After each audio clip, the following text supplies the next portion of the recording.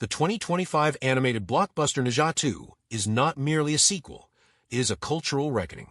Rooted in the 16th century novel Investiture of the Gods, Ne Zha's story has been reimagined as a mirror for modern China's socio-political tensions. Historically, Ne Zha symbolizes filial piety and tragic sacrifice, but director Zhaozi's reinterpretation transforms him into a defiant icon who rejects celestial determinism, declaring, "I am the master of my own fate." This shift reflects a society grappling with three existential conflicts: legacy versus modernity.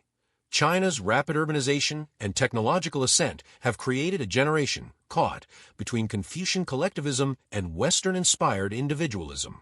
Ne Zha's rebellion against divine authority parallels youth rejecting rigid societal roles, from the Hoka system to academic pressures. Marginalization. The Dragon Clan's oppression, deprived of resources and dignity, mirrors systemic neglect of rural migrants and ethnic minorities. A.O. Bing's struggle to reconcile loyalty to his clan with friendship with Ne Zha embodies the psychological toll of structural inequality.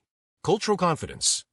The film's fusion of punk aesthetics with Taoist philosophy, e.g., Tai Jinren's Sichuan-accented humor, reflects China's quest to redefine its global identity, neither wholly traditional nor imitatively Western. This is no isolated phenomenon. The film's record-breaking $1.2 billion box office, surpassing Star Wars, The Force Awakens in a single market, proves its resonance transcends entertainment. It is a manifesto for a generation demanding agency in a world of predetermined hierarchies. At its heart, Ne Zha 2 is a clash between cosmic order and human agency. The central conflict unfolds as Ne Zha and A.O. Bing, their souls preserved but bodies disintegrating, confront the four dragon kings unleashed by the scheming Shun Gongbao. Key dynamics include motivations. Ne Zha's journey from self-destructive rebel to protector of Shentanguan Pass critiques the self-made hero myth. His sacrifice, destroying godhood to empower the marginalized, challenges China's meritocratic facade, where systemic barriers often override individual effort. Dragon King Ao Guang's vengeance stems from centuries of celestial exploitation, echoing real-world grievances of disenfranchised groups radicalized by unaddressed injustices. Process.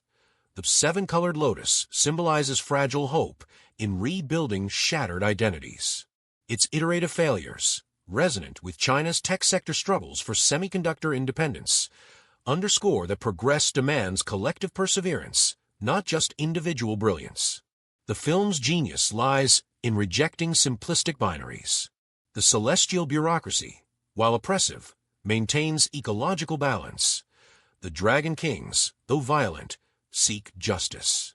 This moral ambiguity forces audiences to confront uncomfortable truths. Stability often masks exploitation, and rebellion risks chaos. Ne Zha 2's appeal cuts across demographics, but its impact is most profound for youth, 15 to 30. The lying flat, Tang Ping generation, disillusioned by hypercompetition, sees Ne Zha's defiance as validation. Over 30% of viewers attended in groups, reflecting communal yearning for solidarity against systemic pressures. Marginalized communities.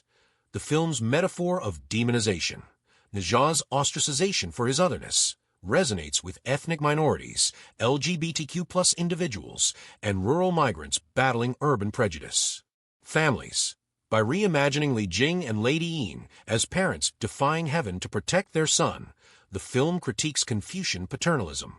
This aligns with rising demands for intergenerational empathy in a society where 70% of youth cite parental pressure as a top stressor.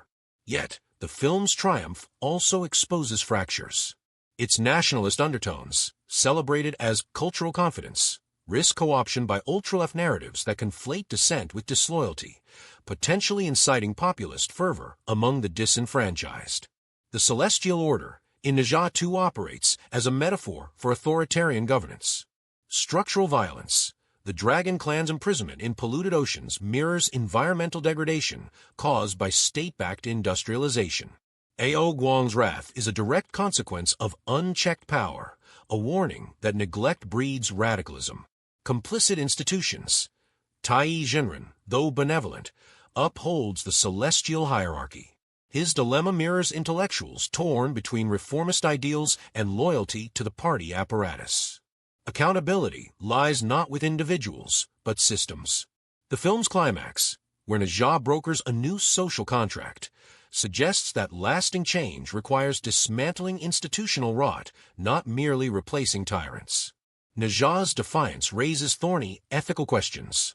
Collective versus individual good. Is destroying the celestial order justified if it plunges the world into chaos? The film rejects utilitarian calculus, advocating instead for restorative justice. A.O. Bing's choice to spare Shentanguan, despite his clan's suffering, echoes post-conflict reconciliation models. Filial piety reimagined. Lady Yin's defiance of divine law to save her son challenges Confucian norms.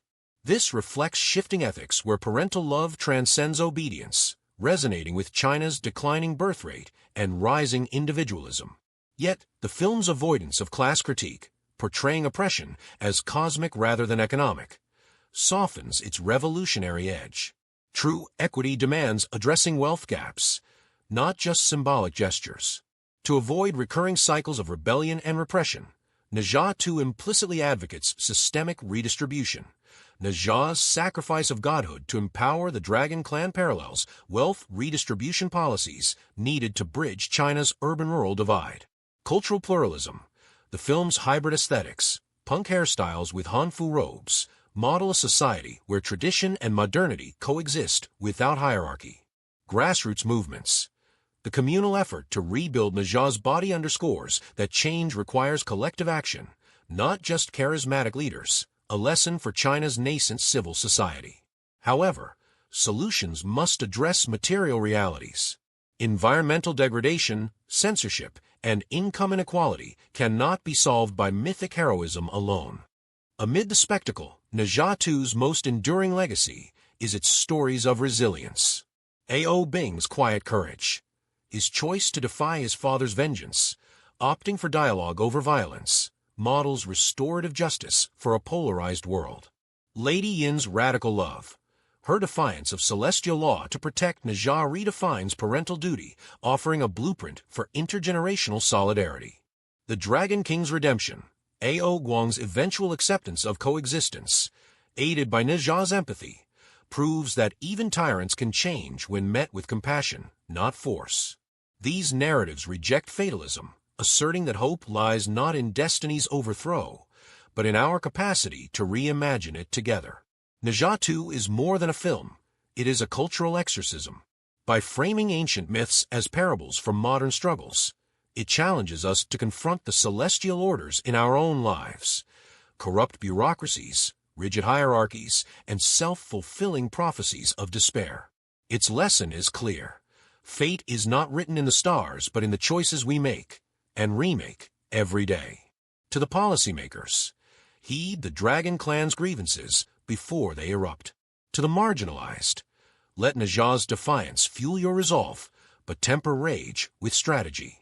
To all, remember that the lotus blooms not by escaping the mud, but by rising through it. The revolution Ne Zha 2 envisions is not one of violence, but of radical empathy, a world where power is not seized but shared. The question is not whether we can conquer fate, but whether we dare to redefine it.